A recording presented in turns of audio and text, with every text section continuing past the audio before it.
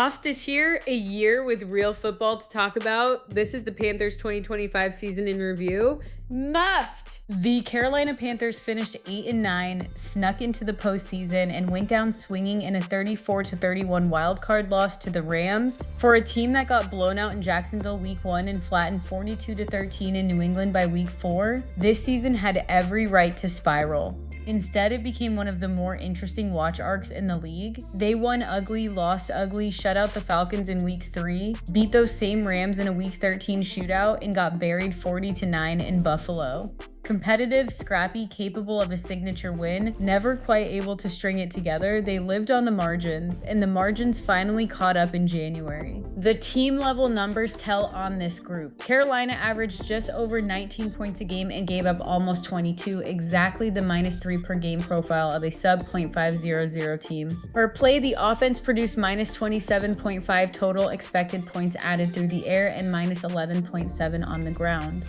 Expected points added measures how much each snap moves the needle towards scoring, and both being negative means this offense in aggregate made things slightly harder on itself than the league average. Third down was a problem all year, 36% converted, 25th percentile.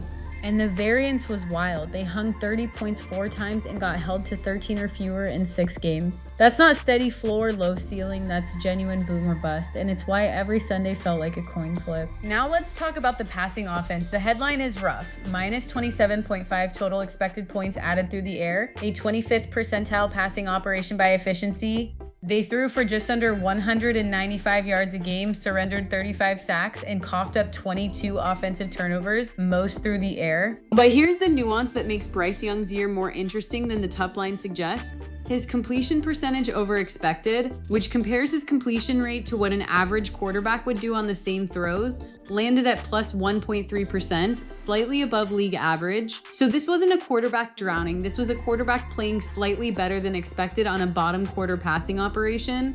Young finished with 3,011 yards, 23 touchdowns, and 11 interceptions across 16 games. And rookie Tetairoa McMillan smashed for 1,014 yards and 7 touchdowns on a 26% target share. The defining throw of the year came in the wild card, 4th and 2 from the Rams 43, down 4 with under 7 minutes left. Young hit McMillan deep right for a 43-yard touchdown to take the lead. They lost the game, but that play is the whole 2025 passing offense in one snap, capable of the haymaker, never quite able to land enough of them. Now let's dig into the rushing offense. The picture gets more honest here. 117.5 rushing yards a game on 26 carries, with -11.7 total expected points added on the ground. That's a 34th percentile rushing offense. Below average, not a disaster.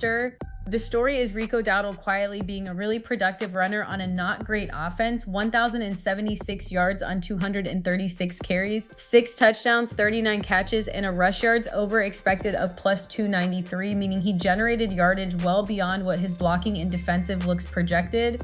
The variance read matches the team. They bullied bad defenses and got muffed by good ones, hanging just 9 points in San Francisco in week 12 and finishing under 100 rushing yards in multiple losses. Useful back, league average ground game, no explosive element.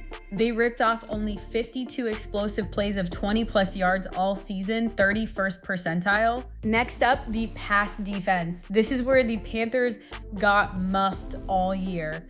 Plus 56.5 total expected points added allowed through the air, and on defense, you want that number deeply negative. So a big positive like this means opposing passing offenses had their way. That's a 28th percentile pass defense, and the underlying pressure rate explains why Carolina generated pressure on just 16% of dropbacks. 3rd percentile, bottom of the barrel. Only 30 sacks, only 53 quarterback hits across 17 games. They almost never made the quarterback uncomfortable.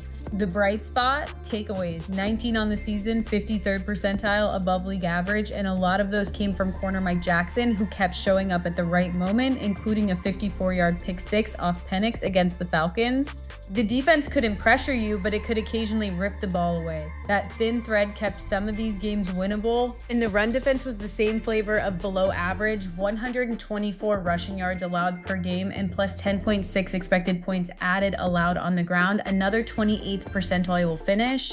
20 rushing touchdowns surrendered is too many. The third down stop rate told the whole defensive story. Opponents converted 48%, third percentile, dead last here in the league. When offenses needed a yard, the Panthers couldn't get them off the field. That's the single biggest structural problem on this roster, and it shows up identically in both the run and pass defense numbers. Muffed! Season MVP is Tetairoa McMillan, 70 catches, 1,014 yards, 7 touchdowns, and plus 25.3 receiving expected points added on a passing offense that finished in the bottom quarter of the league. He was the gravity that made everything else work. The one thing this team has to fix: getting off the field on third down. Opponents converted 48%, a third percentile number, and Carolina generated pressure on just 16% of dropbacks. You don't win consistently when you can't make a quarterback uncomfortable and you can't get a stop on 3rd and 5. That's the Panthers 2025 season. 2 things before you go. 1, if you want this every week when the season kicks off, subscribe to the Panthers feed wherever you're listening. 2, if you want the same treatment for your fantasy roster, head to muff.ai and we'll build you a custom weekly show. That's the wrap.